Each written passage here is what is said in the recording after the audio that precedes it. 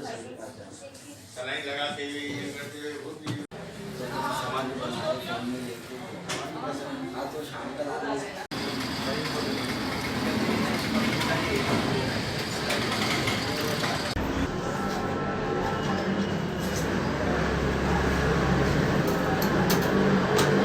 और सी प्रेरणा कहाँ से मिली? देखिए, हम ये 2-3 दोस्त यहाँ पर इसी बूढ़ी लाइन में खड़े थे। तो यहाँ पर सिर्फ एक मैडम एमबीबीएस थे बूढ़ी लाइन में, औरंगाबाद टाइम्स ऑफिस के बाजू उनका दवाखाना था। एक मोहतरमा आए बड़ी भी, बोले हमारे बच्चे की इनकी तबीयत ख़राब है। मेरे पास जो तो 40 रुपये थे वो डॉक्टर ने फीस ले लिया। मैं उसको 30 रुपये दिया फिर, और बोले गोलियाँ लेने को पैसे नहीं है, फिर 30 रुपये मैं दिया उसको। फिर मेरे को उसी वक्त ख्याल आया, जिसमें मेरे साथ खालिद चाउस करके एक हमारे दोस्त है मरहूम, वो थे, एक मुजफ्फर करके थे, हम दोनों तीनों यहाँ खड़े थे। फिर बाद में मैं उसके बाद में डॉक्टर मोहसिन से बात किया कि भाई मेरे को ऐसा खिदमत के हिसाब से दवाखाना खोलने का है, आप घंटा 2 घंटे देंगे क्या? मोहसिन ने हाँ बोले। फिर रजवी साहब एमजीएम के लेक्चरर है डॉक्टर, तो उनसे बात किया। खैर इस तरह बात करे, उसके बाद में हमने जो तो ये स्टार्ट करे। आज जैसा आप ने कहा है कि उनके पास डॉक्टर की फीस के पैसे थे और मेडिकल के नहीं थे, तो आपके हॉस्पिटल में मेडिकल के लिए कुछ ऐसा ज़्यादा फीस ली जाती है, कुछ कम? नहीं, हाँ मेडिसिन थोड़ा बहुत दे देते हम, आप हॉस्पिटल की ओर से? हाँ हॉस्पिटल की तरफ से मेडिसिन दे देते हैं जितना हो सकता। कुछ सिंपल के बोलो या कुछ ऐसे, कुछ हमारे पास कुछ खरीद के वो जो तो मेडिसिन दे देते। कोई ऐसा गरीब है तो उसको जो तो मेडिसिन भी दिला देते हैं। आपकी जो ट्रस्ट है अब अल हसन, उसके बारे में आप बताइए। अल हसन ट्रस्ट जो है तो ये हमने जो तो गरीबों की खिदमत के लिए जितनी हो सकती हमसे और हमारी फैमिली से, उसके लिए ये ट्रस्ट बनाई गई है। इसकी बुनियाद कब हुई और किसने की? ट्रस्ट की बुनियाद तो हम बाद में डाले, पहले जो तो ये अल हसन दवाखाना की बुनियाद डाले, उसके बाद में ट्रस्ट रजिस्टर कराए। ये जो आपका हॉस्पिटल है, यहाँ पे रोज़ाना कितने लोग फैज़ याब होते हैं, कितने लोग यहाँ पे आते हैं?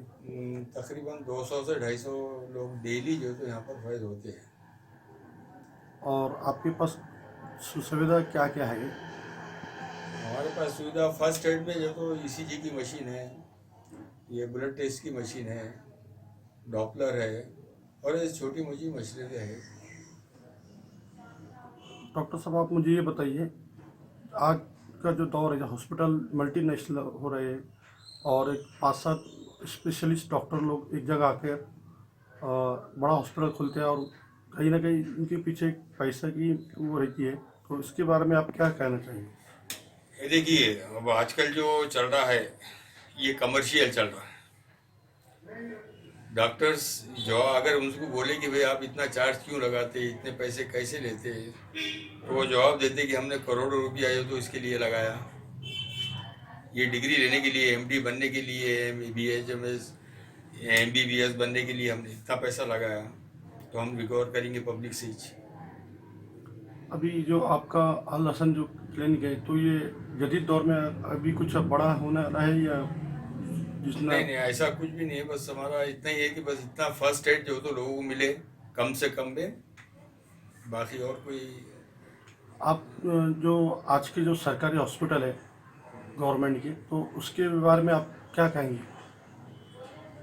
वहाँ है सरकारी हॉस्पिटल चलते हैं, लेकिन वहाँ पर जो तो जैसा आप यहाँ प्राइवेट में हम वही चार्ज लगाते जो सरकारी हॉस्पिटल में है, जैसे 10 रुपये, उसमें आदमी को चेक वगैरह कर लेते क्या है उसका, जो थोड़ा बहुत हमारे से जो मेडिसिन हो सकता वो दे देते।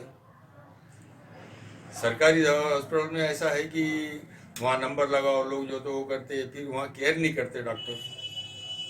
यहाँ पर हम वॉच रखते करके केयर करते, सरकारी हॉस्पिटल में कोई वॉच करने वाला रहता नहीं, इसलिए जो तो पेशेंट यहाँ रेफरेंस देते हैं यहाँ पर ज़्यादा आने का। जैसे कि देखा गया है कि स्लम एरिया जो जिसे झोपड़पट्टी कहा जाता है, वहाँ पर अक्सर लोगों की तादाद ज़्यादा रहती है, वहाँ पर लोग बीमार ज़्यादा होते हैं। तो कहीं आने वाले उसमें आप स्लम एरिया में इस तरह का हॉस्पिटल आगे चालू करने की आपकी कोई? नहीं, ऐसा कुछ भी वो नहीं है, क्योंकि हालांकि बहुत सारे ऑफर आए। बड़े गाँव में भी बहुत ज़्यादा ख्वाहिश थी लोगों की, मिड मीडिया में थी ख्वाहिश कि भाई यहाँ खोलो, लेकिन मैनेजमेंट संभालने के लिए फिर कोई होना, और वो कैसा है कि एक आदमी कुछ नहीं कर सकता, जितना अपने से हो सकता उतना ही करना। तो मुझे ये बताइए डॉक्टर साहब, आपके पास जो स्टाफ है और जो आपके पास जो डॉक्टर है, तो वो उनकी जो डिग्री है, जो उनका जो क्वालिफिकेशन है, वो किस तरह के हैं? उसमें जो तो MBBS DJO भी है, फिर BHMS भी है, BHMS MD है, DUMS है, हर तरीके के तकरीबन 6-7 डॉक्टर है, उनकी अलग अलग टाइमिंग है। आप जो प्राइवेट हॉस्पिटल है जहाँ पर आम लोगों से लूट की जाती है जैसा कहा जाता है, तो उनके लिए आप कुछ संदेश देना चाहेंगे? उनके ये संदेश बस इतना ही देना चाहिए कि मेहरबानी करके जो तो कुछ आखिरत का ख्याल करो, और तो कुछ ज़्यादा उनको बोल नहीं सकते, फोर्स नहीं कर सकते, रिक्वेस्ट कर सकते कि भाई गरीबों को ज़्यादा ही वो मत करो, जितना कम से कम हो सकता आप कमाओ, लेकिन इतना कमाओ कि आटे में नमक। और ये इस्लाम भी यही बोलता कि आप कमाई करो तो आटे में नमक, नमक में आटा मत कमाओ। आपके पास जो पेशेंट आते हैं उनमें ज़्यादा तादाद औरतों की होती है, बच्चों की होती है, या? मेरे पास तो तकरीबन सभी पेशेंट आते हैं इक्वल, जिसमें लेडीज़ पेशेंट ज़्यादा आते हैं, और यही वजह है कि मैंने जो तो पूरा स्टाफ लेडीज़ रखा, और इसमें जो हमारे मेन इंचार्ज है इरफाना मैडम, जो तो वो भी लेडीज़ ही है, जो पूरा हैंडल करते हैं। आपका पूरा नाम? मेरा नाम सैयद हिमायत अली जैदी। 2 मिनट